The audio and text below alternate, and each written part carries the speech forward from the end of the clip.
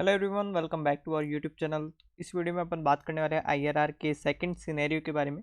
और scenario one में अपन ने देखा कि अगर यूनिफॉर्म कैश इनफ्लो है तो इसमें आपको कैसे आईआरआर को सॉल्यूशन करना है। ठीक है, उसको हर स्टेप कैसे एक एक करके मैंने आपको पिछले इलस्ट्रेशन में बताया था, उसके साथ एक इलस्ट्रेशन 6 भी अपन ने कवर किया था।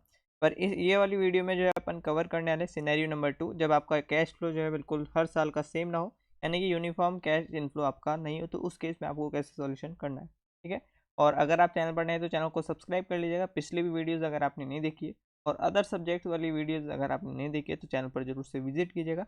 प्लेलिस्ट सेक्शन में जो है जाकर आपको वो सारी वीडियोस मिल जाएगी।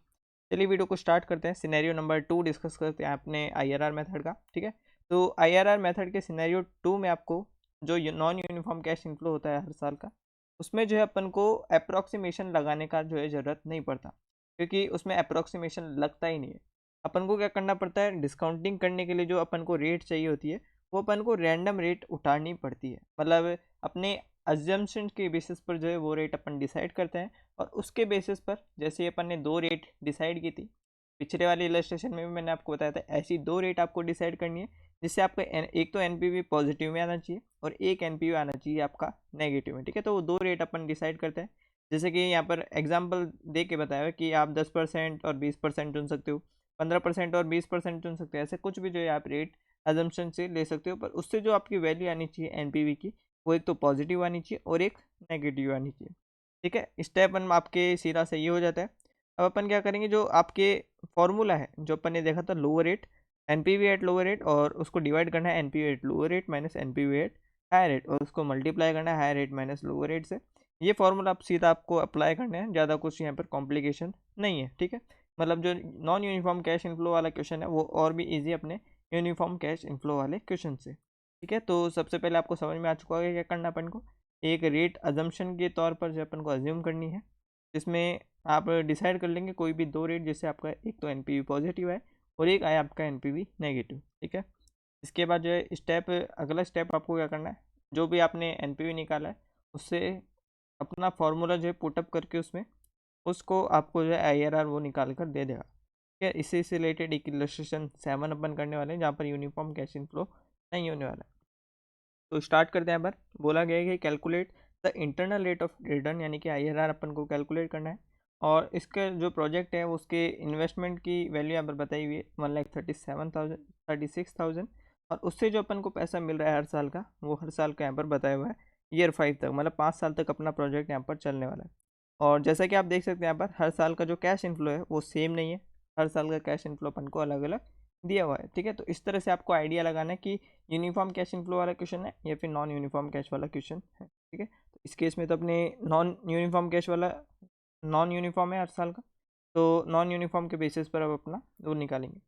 तो जैसा कि मैंने आपको स्टार्टिंग में बोला था, स्टेप वन आपको क्या करना है, कोई भी दो रेट अज्यूम करनी है और उन दो रेट के बेसिस पर आपको अपना पीवी फैक्टर नहीं, अपना आईआरआर निकालना है।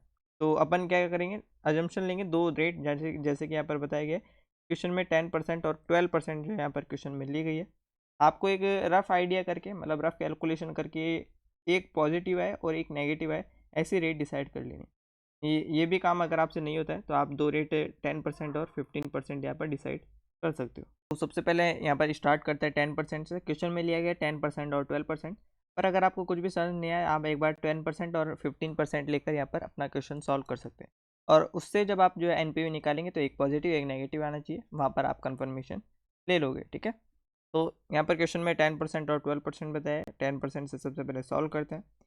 जो भी अपने पास कैश इनफ्लोज है वो अपन सीधा सा जो भी फॉर्मेट यहाँ पर गिवन है, जैसे कि सबसे पहले ईयर गिवन है, उसके बाद जो कैश इनफ्लो गिवन है वैसे के वैसे अपन सीधा सीधा उतार लेंगे। अब देखिए थर्ड कॉलम अपन बनाएंगे डिस्काउंटिंग फैक्टर का। ठीक है, डिस्काउंटिंग फैक्टर या पी फैक्टर आप बोल सकते हैं, तो मल्टीप्लाई करेंगे अपने डिस्काउंटिंग फैक्टर से। अभी आपको निकालना है कैसे, आप अपने कैलसी में टाइप करोगे 10, ठीक है, उसमें डिवाइड करोगे 100 का और प्लस करोगे 1 का। ठीक, फिर आपको क्या करना है, डिवाइड करके इक्वल्स टू दबाना है। इक्वल्स टू एक बार आप दबाओगे तो वो आएगा आपके पास 0.909, सेकेंड टाइम दबाओगे 0.826 आएगा, थर्ड टाइम आप दबाओगे 0.751 आएगा, फोर टाइम आप दबाओगे तो 0.683, और इसी तरह फाइव टाइम्स अगर आप दबा दोगे उसको तो 0.621 यहाँ पर आपके आ जाएगा। ठीक है, ये नॉन यूनिफॉर्म कैश इनफ्लो के केस में आपको करना है। तो इस तरह से आप हर साल का ये निकाल लोगे। फर्स्ट ईयर का ही है, सेकेंड ईयर का ही है, थर्ड ईयर का ही है, फोर्थ ईयर और फिफ्थ ईयर का अपन को मिल चुका है। ठीक है, जैसे डिस्काउंटिंग फैक्टर से आप करोगे मल्टीप्लाई तो आपको जो है प्रेजेंट वैल्यू यहाँ पर मिलकर आ जाएगी। ठीक है, तो प्रेजेंट वैल्यू आपको सीधी सी यहाँ पर लिख लेनी है। अपन ने क्या किया, इससे इसको मल्टीप्लाई किया है तो अपने पास ये रिजल्ट आ गया है। ठीक है, तो फर्स्ट वाले केस में 27,270 और सेकंड केस में 33,040 यहाँ पर आंसर आ रहा है। और इसी तरह जो अपने पास फिफ्थ ईयर तक के जो सारे यहाँ पर जो प्रेजेंट वैल्यू है वो निकल कर आ जाती है। अब अपन को क्या करना है, जो भी अपने टोटल मतलब जितने 5 ईयर के वो प्रेजेंट वैल्यू अपने निकाले सभी को एक साथ टोटल कर लेना है और उसमें से लेस करना है अपन को इनिशियल इन्वेस्टमेंट, मतलब जितना भी अपना क्वेश्चन में कैश आउटफ्लो हुआ है। और अगर आप देखेंगे कि कैश आउटफ्लो क्वेश्चन में कितना बताया हुआ था स्टार्टिंग में 1,36,000, तो इसमें से लेस करेंगे अपन 1,36,000। ये पॉजिटिव एनपी आपको यहाँ पर शो हो जाएगी। ठीक है, 10% पे अपने पास पॉजिटिव एनपी आ रही है, तो 10% पर अपना एनपी भी पॉजिटिव है। अब सेकंड रेट अपन ने जो डिसाइड किया था, जो अज्यूम किया था यहाँ पर 12% डिसाइड किया था। अब इसके बेसिस पर अपन एनपीवी निकालेंगे और एनपीवी जो है इस वाले केस में नेगेटिव आनी चाहिए क्योंकि एक बार पॉजिटिव वो आ चुकी है। तो सेम अपन लेंगे, ईयर लेंगे, कैश इनफ्लो लेंगे, उसको मल्टीप्लाई करेंगे अपन 12% वाले डिस्काउंटिंग फैक्टर से। और इसका ये रेट्स कैसे आपको निकालनी है, 12 डिवाइडेड बाई 100 फिर +1 करना है। ठीक है, फिर डिवाइड करके इक्वल्स टू एक बार आप दबाएंगे 0.893 आएगा। फिर ऐसे ही हर साल का आपको दबा देना है, 5 टाइम दबाना है, यानी कि 5 ईयर का आपके पास निकल जाएगा। फिर इससे इसको इस वाले से इसको मल्टीप्लाई करेंगे हर केस में। ठीक है, हर ईयर से उसके सामने वाले का, तो अपने पास जो है प्रेजेंट वैल्यू हर साल की निकल कर आ जाएगी। इस तरह अपन क्या करेंगे, सभी का टोटल करेंगे, इससे टोटल प्रेजेंट वैल्यू अपने पास आ जाएगी। टोटल प्रेजेंट वैल्यू आने के बाद अपन को जो इनिशियल इन्वेस्टमेंट है यानी कि जो आउटफ्लो है वो अपन को करना पड़ेगा लेस 1,36,000। तो अपन ने जो है 1,31,810 से यहाँ पर लेस कर दिया 1,36,000, तो ये एन आ जाती है अपने पास नेगेटिव, यानी कि 4,190 अपने पास एन नेगेटिव में आ जाती है। ये किस केस में है, ये अपने पास 12% वाले केस में। ठीक है, अब दो रेट अपन को मिल चुकी है और दो पॉजिटिव और एनपी एंड नेगेटिव एनपी अपन को मिल चुका है। अब सीधा सा फॉर्मूला पुटअप करेंगे यहाँ पर, lower rate NPV at lower rate, उसको डिवाइड करना है NP at lower rate minus NP at higher rate, और उसको मल्टीप्लाई करना है higher rate minus lower rate. ठीक है, तो 10% जो आपके पास है, सबसे पहले 10% अपन लोअर रेट लेंगे, तो 10% यहाँ पर अपन ने लिखा है। ठीक है, और उसको एनपीवी एट लोअर रेट आपको सबसे पहले देखना है।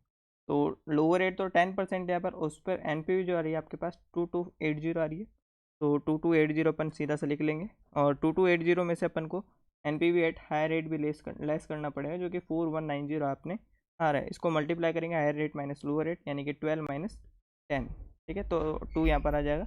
और जैसे इसको आप सोल्व करोगे तो IRR आपके पास निकल कर आएगा 10.704%।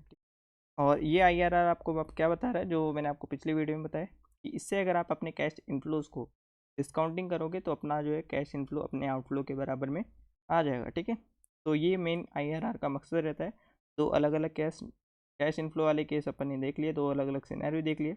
इलस्ट्रेशन 6 इससे पहले IRR का कवर किया था, और ये लास्ट इसी से रिलेटेड इलस्ट्रेशन 7 भी कवर कर लिया। होप्स आपको वीडियो समझ में आई होगी। पसंद आए तो वीडियो को लाइक करना, चैनल पर नहीं तो चैनल को सब्सक्राइब करना। फिर मिलते हैं नेक्स्ट वीडियो में, तब तक के लिए टेक केयर, गुड बाय।